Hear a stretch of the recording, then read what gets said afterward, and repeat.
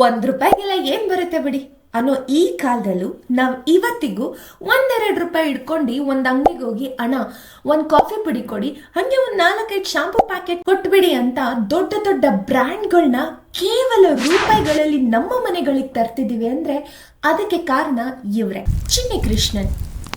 ಆ ಕಾಲದಲ್ಲಿ ಶ್ರೀಮಂತರೇನೋ ದುಡ್ಡು ಕೊಟ್ಟು ಒಂದು ಇಡೀ ಬಾಟಲ್ ನ ತಗೊಳ್ತಾ ಇದ್ರು. ಆದ್ರೆ middle class, below middle class, ಇನ್ನೂ ಬಡವರಿಗಂತೂ ದುಡ್ಡು ಕೊಟ್ಟು ಪೂರ್ತಿ ಬಾಟಲ್ ನ ತಗೊಳ್ಳೋ ಶಕ್ತಿ ಇರ್ತಾ ಇರ್ಲಿಲ್ಲ. ಇದನ್ನ ನೋಡಿದ ಅಂಗಡಿ ಅವ್ರು ಏನ್ ಮಾಡ್ತಾರೆ ಅಂದ್ರೆ, ಒಂದು ಸೋಪ್ ನ 5-6 ಭಾಗಗಳಾಗಿ ಮಾಡಿ, ಯಾರ್ಯಾರಿಗೆ ಒಂದ್ ಇಡೀ ಸೋಪ್ ನ ತಗೊಳ್ಳೋ ಶಕ್ತಿ ಇರ್ತಾ ಇರ್ಲಿಲ್ಲ ಅಂತವ್ರಿಗೆ ತುಂಬಾ ಕಮ್ಮಿ ರೇಟ್ ಅಲ್ಲಿ ಆ ಸೋಪ್ ನ ಭಾಗಗಳಾಗಿ ಮಾರ್ತಿರ್ತಾರೆ. ಇದನ್ನ ಚಿನ್ನಕೃಷ್ಣನ್ ಅವರು ಗಮನಿಸ್ತಾರೆ. ಆಮೇಲೆ ಅವರು ನಮ್ಮಂತವ್ರನ್ನ ತಲೆಯಲ್ಲಿ ಇಟ್ಕೊಂಡು ಒಂದು ಬ್ರ್ಯಾಂಡ್ ಸೃಷ್ಟಿಸ್ಬೇಕು ಅಂತ ಯೋಚಿಸ್ತಾರೆ. ಅವರು ಸೃಷ್ಟಿ ಮಾಡುವಾಗ ಹೇಳ್ತಾರೆ, ನಾನು ಮಾಡುವಂತ ಬ್ರ್ಯಾಂಡ್ ಹೇಗಿರ್ಬೇಕು ಅಂದ್ರೆ, ಹೇಗೆ ಒಬ್ಬ ಶ್ರೀಮಂತ ನನ್ನ ಬ್ರ್ಯಾಂಡ್ ನ ಬಳಸ್ತಾನೋ ಅದೇ ರೀತಿ ಒಬ್ಬ ಕೂಲಿ ಮಾಡೋನಿಗೂ ಕೂಡ ನನ್ನ ಬ್ರ್ಯಾಂಡ್ ಹೊರೆಯಾಗದೆ ಅವನ ಕೈಗೂ ಸಿಗ್ಬೇಕು ಅಂತ ಬ್ರ್ಯಾಂಡ್ ನ ನಾನು ಸೃಷ್ಟಿಸ್ತೀನಿ ಅಂತ ಶುರು ಮಾಡಿದ ಒಂದು ಬಿಸ್ನೆಸ್ ಐಡಿಯಾ ಮುಂದೆ ಕ್ರಾಂತಿನ ಸೃಷ್ಟಿ ಮಾಡ್ತು. ಅದು ಎಷ್ಟರ ಮಟ್ಟಿಗೆ ಅಂದ್ರೆ ಇವತ್ತಿಗೂ ಕೂಡ ಆ ಬಿಸ್ನೆಸ್ ಐಡಿಯಾನ ದೊಡ್ಡ ದೊಡ್ಡ ಬ್ರ್ಯಾಂಡ್ಗಳು, ದೊಡ್ಡ ದೊಡ್ಡ ಕಂಪ್ನಿಗಳು ಇನ್ನೂ ಕೂಡ ಬಳಸ್ತಾ ಇದೆ. ಆ ಬಿಸ್ನೆಸ್ ಐಡಿಯಾ ಆದ್ರೂ ಏನು, ಇಷ್ಟು ವರ್ಷಾನುಕಾಲ ಆ ಬಿಸ್ನೆಸ್ ಐಡಿಯಾ ಕಂಟಿನ್ಯೂ ಆಗ್ತಿರ್ಬೇಕು ಅಂದ್ರೆ ಅದಿನ್ನೆಷ್ಟು ಸ್ಟ್ರಾಂಗ್ ಆಗಿರ್ಬೇಡ. ಒಂದು ಬಿಸ್ನೆಸ್ ಮಾಡುವಾಗ ಮಾರ್ಕೆಟ್ ರಿಕ್ವೈರ್ಮೆಂಟ್ಸ್ ಎಷ್ಟು ಮುಖ್ಯ. ಕೇವಲ ಪೇಸೆಯಿಂದ ಶುರು ಮಾಡಿದ ಬಿಸ್ನೆಸ್ ಐಡಿಯಾ ಇವತ್ತು ಸಾವಿರಾರು ಕೋಟಿಗಳಲ್ಲಿ ವಹಿವಾಟು ಮಾಡ್ತಿದೆ ಅಂದ್ರೆ ಈ ಬಿಸ್ನೆಸ್ ಸೀಕ್ರೆಟ್ ಆದ್ರೂ ಏನು, ನಾವು ಮಾತಾಡ್ತಿರೋ ಬ್ರ್ಯಾಂಡ್ ಆದ್ರೂ ಯಾವುದು? ಅದು 1968 ತಮಿಳುನಾಡಿನ ಕಡಲೂರ್ ಎಂಬ ಹಳ್ಳಿಯಲ್ಲಿ ಚಿನ್ನಕೃಷ್ಣನ್ ಅವರು ಒಂದು ಪ್ರೈಮರಿ ಸ್ಕೂಲ್ ಟೀಚರ್ ಆಗಿ ಕೆಲಸ ಮಾಡ್ತಿರ್ತಾರೆ. ಸ್ಕೂಲ್ ಟೀಚರ್ ಆಗಿ ಕೆಲಸ ಮಾಡ್ತಿದ್ದ ಇವರು ಒಂದು ದಿನ ತಮ್ಮ ಟೀಚರ್ ಕೆಲಸನ ಬಿಟ್ಬಿಟ್ಟು ಸ್ವಂತವಾಗಿ ಏನಾದ್ರೂ ಮಾಡಬೇಕು ಅಂತ ಅವ್ರದೇ ಊರಲ್ಲಿ ರೈತರಿಗೆ ಏನೇನೆಲ್ಲ ಬೇಕಾಗತ್ತೆ ಆ ರೀತಿಯ ಒಂದು ಫಾರ್ಮರ್ ಪ್ರಾಡಕ್ಟ್ಸ್ ನ ಮಾರೋಕೆ ಶುರು ಮಾಡ್ತಾರೆ. ಮೊದಲಿಗೆ ಎಪ್ಸಮ್ ಸಾಲ್ಟ್, ಸಲ್ಫೆನಮಾಯ್ಡ್, ಬಾರಿಕ್ ಪೌಡರ್, ಈ ರೀತಿಯ ರೈತರಿಗೆ ಬೇಕಾಗಿರೋ ಪ್ರಾಡಕ್ಟ್ಸ್ನ ಮಾರ್ಕೆಟಲ್ಲಿ ಹೇಗೆ ದೊಡ್ಡ ದೊಡ್ಡ ಪ್ಯಾಕೆಟಲ್ಲಿ ಮಾರ್ತಿರ್ತಾರೆ, ಮತ್ತು ಯಾರ್ಯಾರಿಗೆ ಆ ಪ್ಯಾಕೆಟ್ನ ತಗೊಳ್ಳೋ ಶಕ್ತಿ ಇರಲ್ಲ ಅಂಥವ್ರಿಗೆ ಅಂತಾನೆ ತುಂಬ ಕಮ್ಮಿ ರೇಟಲ್ಲಿ ಸಣ್ಣ ಸಣ್ಣ ಪ್ಯಾಕೆಟಲ್ಲಿ ಅದೇ ಪ್ರಾಡಕ್ಟ್ಸ್ನ ಮಾರೋಕೆ ಶುರು ಮಾಡ್ತಾರೆ. ಮತ್ತೆ ಈ ಬಿಸ್ನೆಸ್ ಐಡಿಯಾ ತುಂಬಾ ಚೆನ್ನಾಗಿ ಕ್ಲಿಕ್ ಆಗುತ್ತೆ, ತುಂಬಾ ಚೆನ್ನಾಗಿ ಹೋಗ್ತಾ ಇರುತ್ತೆ. ಆದ್ರೂ ಕೂಡ ನಾವು ನೀವು ಮಾತಾಡುವಂತ ಬಿಸ್ನೆಸ್ ಇದಾಗಿರ್ಲಿಲ್ಲ. ಹಾಗಾದ್ರೆ ನಾವು ಇವತ್ತಿಗೆ ಮಾತಾಡ್ತಿರೋ ಆ ಬಿಸ್ನೆಸ್ಗೆ ಟರ್ನಿಂಗ್ ಪಾಯಿಂಟ್ ಸಿಗೋದಾದ್ರೂ ಎಲ್ಲಿ ಅಂದ್ರೆ ಅದು ಇಲ್ಲಿ. ಒಂದು ದಿನ ಚಿನ್ನಕೃಷ್ಣನ್ ಮತ್ತೆ ಅವ್ರ ಹೆಂಡತಿ ಚೆನ್ನೈಗೆ ಅಂತ ಟ್ರೈನ್ ನಲ್ಲಿ ಹೋಗ್ತಿರ್ತಾರೆ. ಆವಾಗ ಅವ್ರ ಬ್ಯಾಗ್ ಕಳ್ತನ ಆಗುತ್ತೆ. ಆದ್ರೆ ಕಳ್ಳನ್ ಗ್ರಹಚಾರಕ್ಕೆ ಅವನು ಸಿಗಾಕೋಬಿಡ್ತಾನೆ. ಗದ್ದ ಬ್ಯಾಗ್ ನ ವಾಪಸ್ ಇಸ್ಕೊಂಡು ನೋಡಿದಾಗ ಬ್ಯಾಗ್ ನಲ್ಲಿ ಇಟ್ಟಿದ್ದ ಏರ್ ಆಯಿಲ್ ಬಾಟಲ್ ಹೊಡೆದೋಗಿ ಆ ಎಣ್ಣೆ ಎಲ್ಲ ಬ್ಯಾಗಿಗೆ ಚೆಲ್ಲಿ ಬ್ಯಾಗ್ ಅಲ್ಲಿ ಇಟ್ಟಿದ್ದ ಬಟ್ಟೆಗಳಿಗೆಲ್ಲ ಎಣ್ಣೆ ಆಗಿ ಗಲೀಜಾಗಿರುತ್ತೆ. ಇದನ್ನ ನೋಡಿದ ಅವ್ರ ಹೆಂಡತಿ, ಅಲ್ಲ ಏನೇನೋ ಪ್ಯಾಕೆಟ್ ನಲ್ಲಿ ಮಾರ್ತೀರಾ, ಈ ಲಿಕ್ವಿಡ್ ಐಟಮ್ಸ್ ನ, ಈ ಲಿಕ್ವಿಡ್ ದ್ರವಗಳನ್ನ ಯಾಕೆ ನೀವು ಪ್ಯಾಕೆಟ್ ಅಲ್ಲಿ ಮಾರಬಾರ್ದು ಅಂತ ಹೇಳ್ತಾರೆ.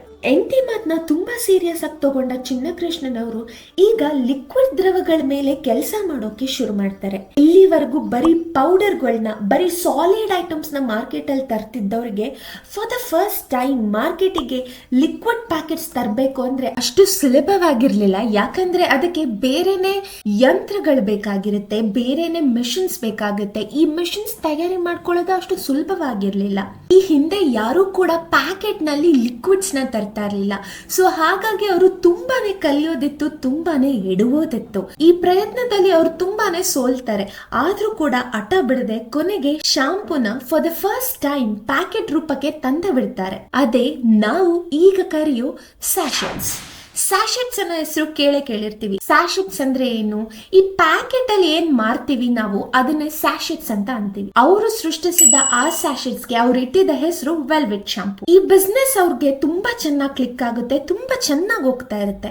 ಆದ್ರೆ 1979ರಲ್ಲಿ ಚಿನ್ನಿ ಕೃಷ್ಣನ್ ಅವರು ದಿಢೀರ್ ಅಂತ ತೀರೋಗ್ತಾರೆ. ಮತ್ತೆ ಈಗ ಅವರ ಮಕ್ಕಳಾದ ರಾಜ್ಕುಮಾರ್, ಅಶೋಕ್ ಕುಮಾರ್ ಬಿಸ್ನೆಸ್ ನ ಕೈಗೆತ್ಕೊಂತಾರೆ. ಓದ್ ಮುಗಿಸ್ಕೊಂಡ್ ಮೇಲೆ ಅವ್ರ ಇನ್ನೂ ಇಬ್ಬರ ಮಕ್ಕಳಾದ ರಂಗನಾಥನ್, ಕುಮಾರ್ ವೇಲ್ ಅಣ್ಣಂದಿರ ಜೊತೆಗೆ ಬಿಸ್ನೆಸ್ ನ ಕೈ ಜೋಡಿಸ್ತಾರೆ. ಆದ್ರೆ ತಮ್ಮ ರಂಗನಾಥನ್ ಅವರು ಅಣ್ಣನ್ಗಿಂತ ಬೇರೆನೆ ರೀತಿಯಲ್ಲಿ ಬಿಸ್ನೆಸ್ ಬಗ್ಗೆ ಯೋಚಿಸ್ತಿರ್ತಾರೆ. ಅವರು ಕೊಡ್ತಿದ್ದ ಐಡಿಯಾಸ್ ನ ಅಣ್ಣಂದಿರು ಒಪ್ತಾ ಇರಲ್ಲ. ಇನ್ನು ಇದೇ ರೀತಿ ಜಾಸ್ತಿ ದಿನ ಬಿಸ್ನೆಸ್ ಅಲ್ಲಿ ಇರೋಕಾಗೋದಿಲ್ಲ ಅಂತ ರಂಗನಾಥನ್ ಅಪ್ಪನ್ ಬಿಸ್ನೆಸ್ ಇಂದ ಮತ್ತೆ ಮನೆಯಿಂದನೂ ಕೂಡ ಹೊರಗ್ ಬರ್ತಾರೆ. ಹೊರಗ್ ಬರುವಾಗ ಅವರು ಸುಮ್ನೆ ಬರ್ಲಿಲ್ಲ, ಒಂದು ಖಡಕ್ ಡೈಲಾಗ್ ಹೇಳಿ ಬರ್ತಾರೆ. ಅದು ಏನಂದ್ರೆ, ನಿಮ್ಮ ಬಿಸ್ನೆಸ್ ಇಂದಾಗ್ಲಿ ಆಸ್ತಿಯಿಂದಾಗ್ಲಿ ನನಗೆ 1 ರೂಪಾಯಿ ಬೇಡ ಅಂತ ಹಠದಲ್ಲಿ ಆ ದೊಡ್ಡ ಬಂಗ್ಲೆನ, ಕಾರ್ನ, ಬಿಸ್ನೆಸ್ ನ, ಮನೆಯವ್ರನ್ನ ಎಲ್ಲರನ್ನು ಬಿಟ್ಟು ಆಚೆ ಬರ್ತಾರೆ. ಮುಂದೆ ಏನ್ ಮಾಡ್ಬೇಕು ಅಂತ ಗೊತ್ತಾಗ್ತಾ ಇರಲ್ಲ. ಯಾಕಂದ್ರೆ ಮತ್ತೆ ಅದೇ ಶಾಂಪೂ ಫೀಲ್ಡಿಗೆ ಅವ್ರು ಏನಾದ್ರು ಬಂದ್ರೆ ಅದು ನೇರವಾಗಿ ಅವ್ರ ಅಣ್ಣಂದಿರ ಬಿಸ್ನೆಸ್ಗೆ ಟಕ್ಕರ್ ಕೊಟ್ಟಂಗ ಆಗುತ್ತೆ ಅಂತ ಅವರು ಈ ಶಾಂಪೂ ಫೀಲ್ಡ್ಗೆ ಬರೋದು ಬೇಡ ಅಂತ ಅನ್ಕೊಳ್ಳೋದೇನೋ ನಿಜ.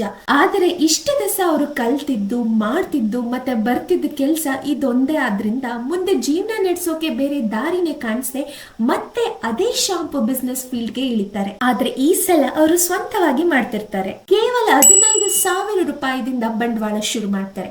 ಮತ್ತೆ ಈ ಬಂಡವಾಳನು ಕೂಡ ಅವರು ಆಗ ಅವರ ಅಣ್ಣಂದಿರೊಟ್ಟಿಗೆ ಕೆಲಸ ಮಾಡ್ಬೇಕಾದ್ರೆ ಅವ್ರ ಅಣ್ಣಂದಿರು ತಿಂಗಳ 2,000 ರೂಪಾಯಿ ಸಂಬಳ ಅಂತ ಕೊಡೋರು. ಆ ದುಡ್ಡನ್ನೆಲ್ಲ ಕೂಡಿಟ್ಟು ಆ ದುಡ್ಡನ್ನ ಈಗ ಬಂಡವಾಳಕ್ಕೆ ಬಳಸ್ತಾರೆ. ಸೊ ಹೀಗಾಗಿ ಕೇವಲ 15,000 ರೂಪಾಯಿದಲ್ಲಿ ಶುರು ಮಾಡಿದ ಬಿಸ್ನೆಸ್ ಇವತ್ತಿಗೆ ಸಾವಿರಾರು ಕೋಟಿಗಳಲ್ಲಿ ವಹಿವಾಟು ನಡೆಸ್ತಿದೆ. ಈ ಕತೆ ನಾವ್ ಹೇಳೋದಕ್ಕೇನೋ ಸುಲಭ, ಆದ್ರೆ ಆ ದಾರಿಯಲ್ಲಿ ನಡ್ಕೊ ಬರೋದಂದ್ರೆ ಅದಷ್ಟು ಸುಲಭವಾಗಿರ್ಲಿಲ್ಲ. ಯಾಕಂದ್ರೆ ಮಾರ್ಕೆಟ್ ಅಲ್ಲಿ ಆಲ್ರೆಡಿ ಅವ್ರ ಅಣ್ಣಂದಿರೋ ಶಾಂಪೂವಿನ ಬ್ರ್ಯಾಂಡ್ ತುಂಬಾನೇ ಫೇಮಸ್ ಆಗಿರುತ್ತೆ, ತುಂಬಾನೇ ಜನಪ್ರಿಯ ಆಗಿರುತ್ತೆ.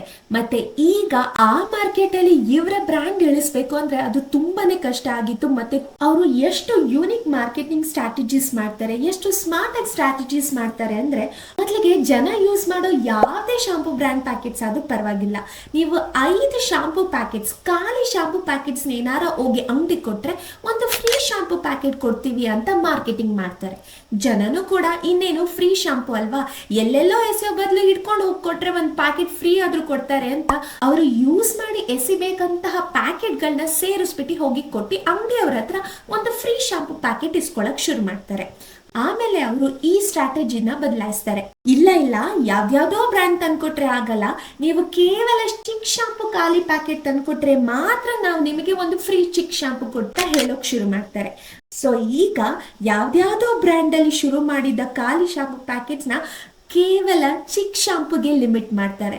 ಸೊ ಈ ಐಡಿಯಾದಿಂದ ಜನ ಸಿಕ್ಕಾಪಟ್ಟೆ ಚಿಕ್ ಶಾಂಪೂನ ಯೂಸ್ ಮಾಡೋಕ್ ಶುರು ಮಾಡ್ತಾರೆ.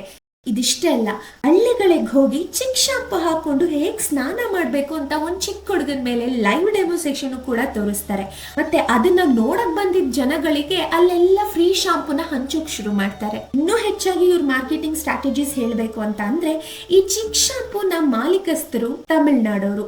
ಸೊ ರಜನಿಕಾಂತ್ ಅಂತಹ ಸೂಪರ್ ಸ್ಟಾರ್ ಸಿನಿಮಾಗಳು ನೋಡೋಕೆ ಖಂಡಿತವಾಗ್ಲೂ ತುಂಬಾನೇ ಕ್ರೌಡ್ ಆಗಿ ತುಂಬಾ ಜನ ಸೇರಿರ್ತಾರೆ. ಸೊ ಈ ಟೈಮ್ ನಲ್ಲಿ ಇಂಟರ್ವಲ್ಗೆ ಹೋಗಿ ಅವರು ಮಾರ್ಕೆಟಿಂಗ್ ಮಾಡಿ ಅಲ್ಲಿ ಡೆಮೋನ್ಸ್ಟ್ರೇಷನ್ ತೋರಿಸಿ ಅಲ್ಲಿ ಸಿನಿಮಾ ನೋಡೋಕಂತ ಬಂದಿದ್ದ ಜನಗಳಿಗೆಲ್ಲ ಫ್ರೀ ಚಿಕ್ ಶಾಂಪೂಗಳನ್ನ ಹಂಚಕ್ ಶುರು ಮಾಡ್ತಾರೆ. ಕೊನೆಗೆ ಇವರೆಲ್ಲ ಶ್ರಮ, ಇವರೆಲ್ಲ ಮಾರ್ಕೆಟಿಂಗ್ ಸ್ಟ್ರಾಟಜೀಸ್ ಇಂದ ಅವತ್ತು ಶುರು ಮಾಡಿದ್ದ 50 ಪೈಸೆ ಪ್ರಾಡಕ್ಟ್ಗಳು ಇವತ್ತು ಕೋಟಿಗಟ್ಟಲೆ ಸಂಪಾದಿಸ್ತಿವೆ. ಮತ್ತೆ ಸೌತ್ ಇಂಡಿಯಾದ ನಂಬರ್ 1 ಶಾಂಪೂ ಬ್ರ್ಯಾಂಡ್ ಕೂಡ ಆಗಿತ್ತು. ಇವರ ಈ ಸಕ್ಸಸ್ ನೋಡಿದ್ಮೇಲೆ ದೊಡ್ಡ ದೊಡ್ಡ ಬ್ರ್ಯಾಂಡ್ಗಳು ಯಾವಾಗ ಬರೀ ಬಾಟಲ್ ಅಲ್ಲಿ ಮಾರ್ತಿರ್ತಾರೆ, ಪ್ಯಾಕೆಟ್ ಅಲ್ಲಿ ಮಾರೋದ್ರಿಂದ ಅವರ ಬ್ರ್ಯಾಂಡ್ ನ ಹೆಸರು ಹಾಳಾಗುತ್ತೆ ಅನ್ಕೊಂಡಿರ್ತಾರೋ ಅಂತ ದೊಡ್ಡ ದೊಡ್ಡ ಬ್ರ್ಯಾಂಡ್ಗಳು ಕೂಡ ಇವರ ಐಡಿಯಾನ ಕಾಪಿ ಮಾಡಿ ಪ್ಯಾಕೆಟ್ ಗಳಲ್ಲಿ ಮಾರೋಕ್ ಶುರು ಮಾಡ್ತಾರೆ. ಮುಂದೆ ರಂಗನಾಥನ್ ಅವರು ಕೆವಿನ್ ಕೇರ್ ಅನ್ನೋ ಹೆಸರು ಅಡಿಯಲ್ಲಿ ಸಾಕಷ್ಟು ಬೇರೆ ಬೇರೆ ಜನಪ್ರಿಯ ಪ್ರಾಡಕ್ಟ್ ಗಳನ್ನ ಮಾರೋಕೆ ಶುರು ಮಾಡ್ತಾರೆ. ಅವ್ರು ಮಾಡಿರೋ ಆ ಪ್ರಾಡಕ್ಟ್ಸ್ ನ ನಾವು ಇವತ್ತಿಗೂ ಬಳಸ್ತಾ ಇದೀವಿ. ಮತ್ತೆ ಈ ಬಿಸ್ನೆಸ್ ಹಿಂದೆ ತಿರುಗಿ ನೋಡ್ಲೇ ಇಲ್ಲ. ಇವತ್ತಿಗೂ ಬಿಸ್ನೆಸ್ ಮಾರ್ಕೆಟ್ ಅಲ್ಲಿ ಹೆಮ್ಮರವಾಗಿ ಬೆಳೆದ್ ನಿಂತಿದೆ. ನೋಡಿದ್ರಲ್ಲ ಹೇಗೆ ಒಂದು ಸಣ್ಣ ಬಿಸ್ನೆಸ್ ಐಡಿಯಾ ಕ್ರಾಂತಿನ ಸೃಷ್ಟಿ ಮಾಡ್ತು. ಬಿಸ್ನೆಸ್ ಅಲ್ಲಿ ನಾವು ಯಾವಾಗ್ಲೂ ತುಂಬಾ ದೊಡ್ಡದಾಗಿ ಯೋಚಿಸ್ಬೇಕು, ತುಂಬಾ ದೊಡ್ಡದಾಗೆ ಮಾಡ್ಬೇಕು ಅನ್ನೋದೇನಿಲ್ಲ. ನಮ್ಮ ಒಂದು ಸಣ್ಣ ಐಡಿಯಾನು ಕೂಡ ನೀಟಾಗಿ ಎಕ್ಸಿಕ್ಯೂಟ್ ಮಾಡಿದ್ರೆ ಅದು ಖಂಡಿತವಾಗಿಯೂ ಸಕ್ಸಸ್ ಆಗುತ್ತೆ ಅನ್ನೋದಕ್ಕೆ ಬೆಸ್ಟ್ ಎಕ್ಸಾಂಪಲ್ ಇವತ್ತಿನ ಈ ಬಿಸ್ನೆಸ್ ಸ್ಟೋರಿ. ಇನ್ನಷ್ಟು ಬಿಸ್ನೆಸ್ ಬಗ್ಗೆ ತಿಳ್ಕೊಳ್ಳೋದಕ್ಕೆ, ಮಾರ್ಕೆಟಿನಲ್ಲಿ ಇರೋ ಫೇಮಸ್ ಬ್ರ್ಯಾಂಡ್ಗಳ ಬಗ್ಗೆ ತಿಳ್ಕೊಳ್ಳೋದಕ್ಕೆ ನಮ್ಮ ಚಾನೆಲ್ನ ಸಬ್ಸ್ಕ್ರೈಬ್ ಮಾಡಿ. ಧನ್ಯವಾದಗಳು.